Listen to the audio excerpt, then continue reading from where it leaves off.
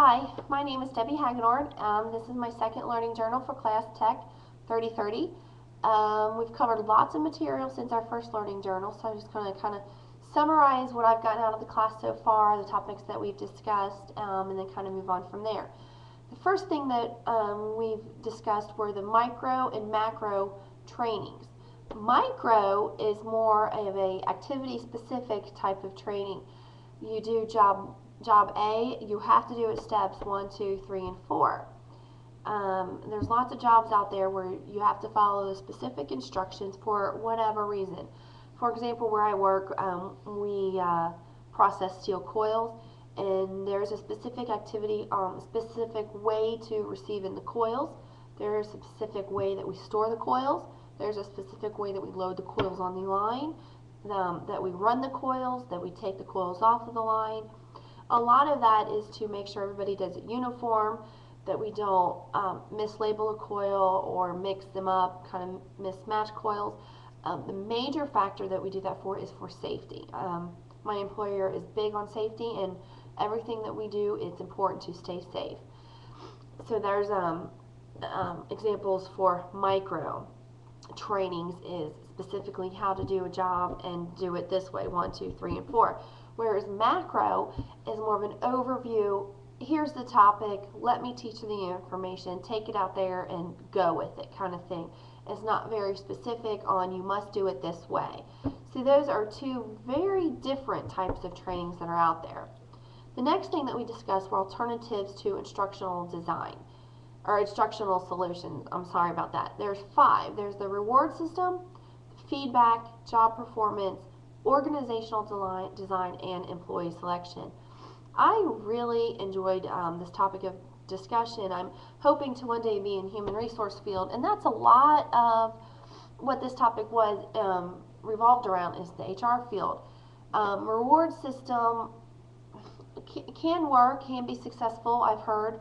I've also heard in an earlier learning journal that not quite a good thing. The reward system that I'm familiar with at my employer, again, they're hooked on the safety, you have to stay safe.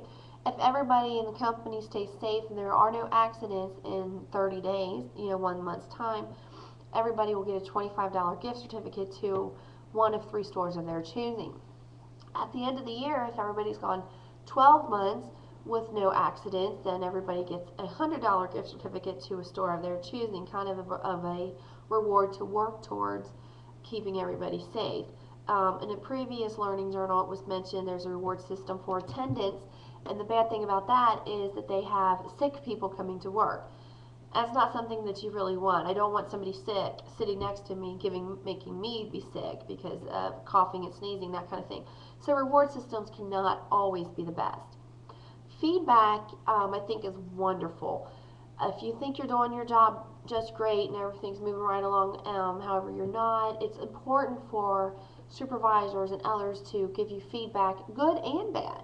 Hey, you're doing that wonderful, keep doing a good job, or even come back with, maybe there's some room for improvement, let's try this way, or it's not quite working the right way, do you have any other suggestions on a better way to do that? So feedback is always good for improving performance. And that goes to the next one, which is in regards to job performance. I think job performances should be, they can be held every day with just a simple statement of a good job, good catch, glad you saw that. Maybe that wasn't such a good thing you did, but let's prove upon it next time statements. And of course there's the yearly annual review. I think that's important. It goes back to the feedback. Some supervisors don't do feedback. They wait till the job performance review time to give you the feedback on ways to improve, things you can do differently. I also like job performance reviews to discuss where possibly can you go in the company, what other opportunities are out there. Let's discuss training on what are you interested in, what can we give you training to improve skills. So I think feedback and job performance hand in hand, very, very important. Let's go on to the next item that we discussed with synchronous and asynchronous collaborative tools.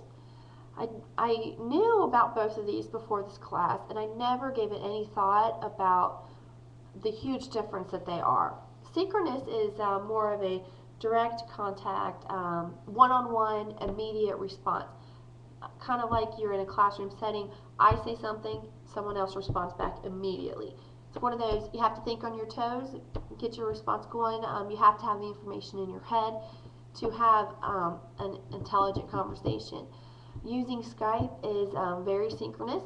It's very, very similar to, we've all used Skype, so it's one-on-one, come back and forth. Using the webcams can be a synchronous tool. So is IMing. If you instant message people through the computer, that's very synchronous.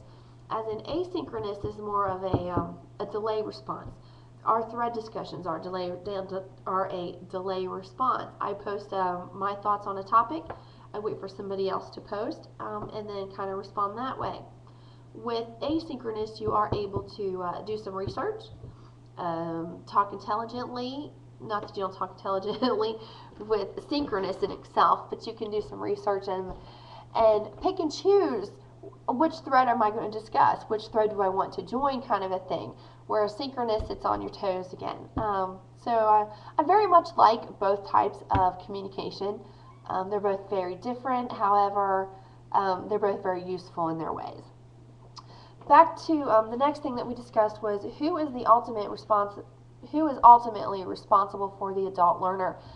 My opinion is that it is the adult learner's responsibility to learn what they're looking for. It is my responsibility to take the classes that I feel I need to take to get my degree.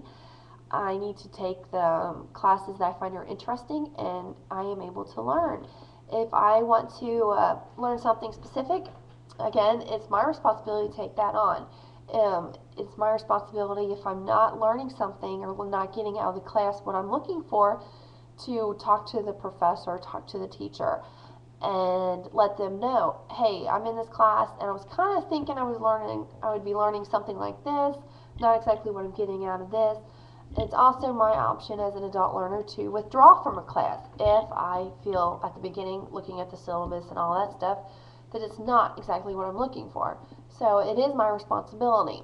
In our class discussion, however, it was brought up a lot that it is also the adult instructor who are teaching these adults their responsibility to teach the information, which is very accurate. It is important for the instructor to teach the adult learner to learn what we are expecting. So therefore, the adult instructor needs to and should find out what exactly are the students looking for to learn in this class so that they can take the initiative to teach what is expected of them. However, in my opinion, it is ultimately the adult learner's responsibility to take that upon themselves. The last thing that we talked about were the types of evaluation, summative and formative. They're very different types of evaluations. I think the formative evaluations I do not see very often. However, I think it's a wonderful idea. Formative is more active throughout the class. The professor or the teacher asks throughout the class, hey, let's review what we're doing. What can I do to improve upon the class? Am I teaching what you want to learn? So the students have input on the teaching style, and if there's any changes need to be done within that course in that time frame to get it done so the student gets more out of it. I think that's wonderful. However, I don't see it very often. Summative is more after the class. The class is done, last day of the class. Let's review the class. Let's review, did you get out of it what you wanted? How did the professor do? I think just about every single college course that I've taken have used this summative review. I also think it's always been the same exact form. It's like been five questions, categories like number 1, really good, 5 being very poor. How do you rate each category? I don't quite think that's a very good thing either, because they're very general. I would think it would be best for the professor to have more of a specialized review or evaluation for the class so that they can take those evaluations specific questions specific to that class and that topic, and take that information and use